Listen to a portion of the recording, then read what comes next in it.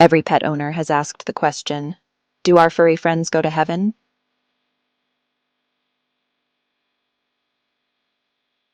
Dogs, cats, hamsters, even those little fish that somehow survive 3 weeks without food. Do they get to heaven too? It's a question that tugs at our hearts.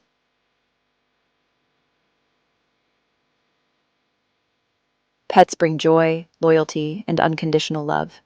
It's natural to hope they're somewhere safe and happy after this life. So what does the Bible say?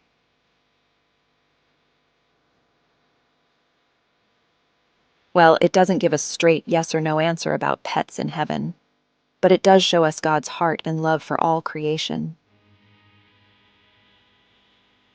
God made every creature and called them good.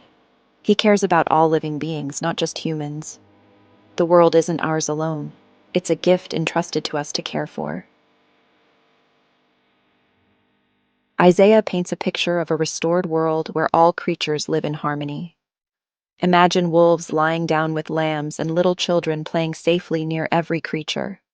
That's the kind of peace God envisions for all creation. Do pets have eternal souls like humans? Probably not in the same way, but God's love doesn't stop at humans. Psalm 145 reminds us that God provides for the birds of the air and the lilies of the field, so surely his care extends to the pets we love. Remember Noah's Ark? God brought animals into his plan of salvation.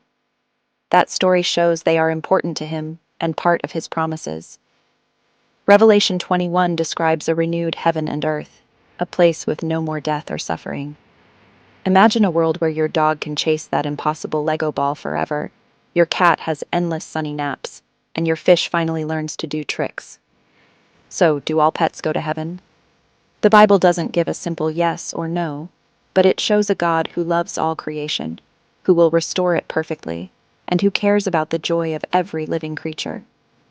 Until then, the best thing we can do is love and care for our pets, cherishing the gift they are. Their lives remind us of God's goodness, faithfulness, and joy here on earth. Pets may not have eternal souls like humans, but God's love for all creation is eternal. And that's a hope worth holding on to, for us, for them, and for all of creation. Share in the comments your favorite pet memory, and let's celebrate the joy they bring into our lives. If you enjoyed this story, don't forget to like, share, and subscribe to Bible Brick Tales, where the Bible comes to life, one brick at a time.